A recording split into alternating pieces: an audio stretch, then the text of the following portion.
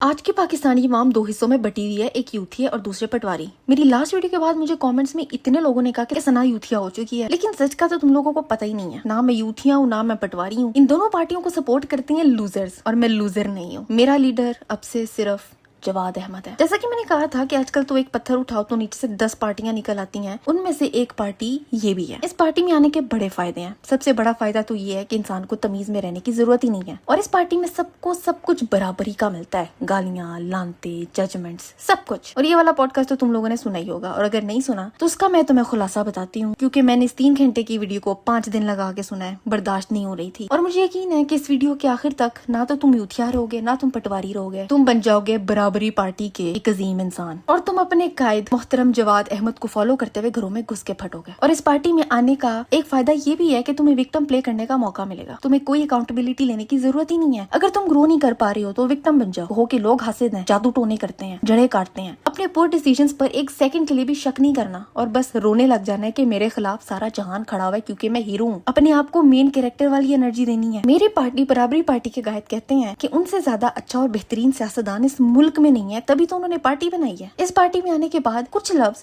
Party members के मुंह से ऐसे निकलने चाहिए जैसे नल में से पानी। उसमें से एक लफ्ज है जाहिल। ये वो लेबल है जो पार्टी मेंबर किसी को भी चिपका सकता है। बातचीत, डिबेट और आर्ग्यूमेंट का कोई चक्कर ही नहीं है। कोई मर्जी के खिलाफ बात कर दे तो रख के उसको जाहिल डिक्लेयर कर दो। मेरे कायद जवाद अहमद की मिडिल क्लास की डेफिनेशन बहुत अजीब है। वो बार बार खुद को मिडिल क्लास कहते हैं, लेकिन उनके पास करोड़ों का घर और करोड़ों की गाड़ी है। अगर ये मिडिल क्लास होना है तो फिर अपर क्लास क्या होता होगा? मतलब इस पार्टी के मेंबर्स खुद को जबरदस्ती गरीब कहलवाने का हक रखते हैं। गरीब और विक्टिम की ट्रॉफी लेने के बाद बराबरी पार्टी वाले ये डिक्लेयर कर सकते हैं कि उनके अलावा सब जाहिल और बुज़दिल हैं। इसके अलावा इस पार्टी का मेंबर बनने का एक पर्क ये भी है कि जब भी कोई तुम्हें मुंह ना लगाए, तुम्हें अवॉइड करे, तुम्हारी तरफ देखे भी ना, तो तुम सिंपली ये कह सकती हो कि ये आदमी मेरे से बुग़्ज़ रखता है, मेरे से जलता है, इसलिए मुझ पर बात नहीं करता। जवाद अहमद ने भी तो यही किया ना। इम्मी का नाम हर जगह 20,000 बार लेने के बाद वो कहता है इमरान मुझसे बुग़्ज़ रखता है, तभी वो मेरे बारे में बात नहीं करता। How convenient. इसके अलावा बराबरी पार्टी के मेंबर्स को गुमराह लोगों को हिदायत देने का भी मौका मिलेगा, क्योंकि जवाद अहमद के मुताबिक सब लोग जाहिल हैं और उनको हिदायत सिर्फ बराबरी पार्टी से मिलेगी। और ये हिदायत मजहबी हिदायत नहीं है। मेरे लीडर को मजहब नाम से शदीद नफरत है। दीन का नाम सुनते ही उन पे कपकपी तारी हो जाती है और मुंह से झाग निकलना शुरू हो जाती है। फिर उनको जूता सुंघवाना पड़ता है। इनके लिए हिदायत का मतलब है कि अपनी पार्टी में लोगों को घेर के लेके आना और उनको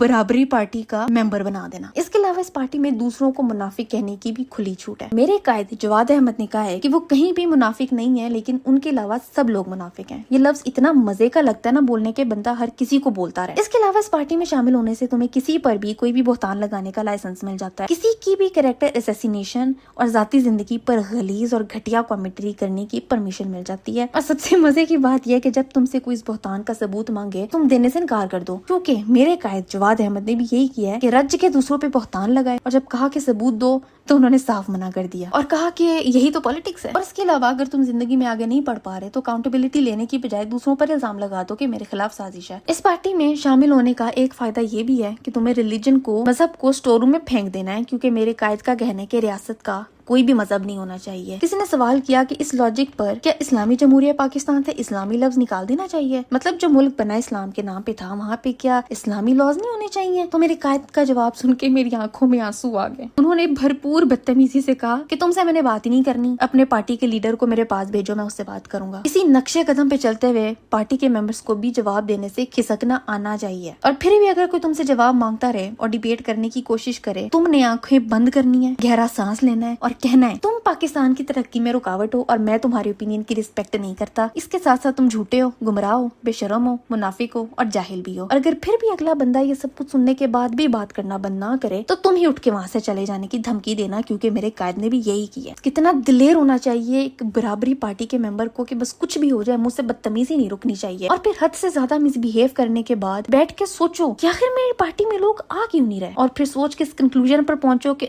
ये लोग तो गुमराह और जाहिल हैं, इसलिए मेरे तक नहीं आ पा रहे। अब बताओ यार, इतने पर्क्स मिलने के बाद कौन यूथिया और पटवारी बनना चाहेगा? अपने सिस्टम को अपग्रेड करो और आज ही हिदायत लेने के लिए बराबरी पार्टी ज्वाइन करो और कमेंट्स में लिखो कि मेरे को हिदायत चाहिए। जवाद अहमद खुद तुम्हारे घर आके तुम्हें ओ मेरे यार तू मेरा प्यार सुनाएगा। तो फिर मुझे नीचे कमेंट्स में लिखो क्या तुम बराबरी पार्टी में आना चाहोगे।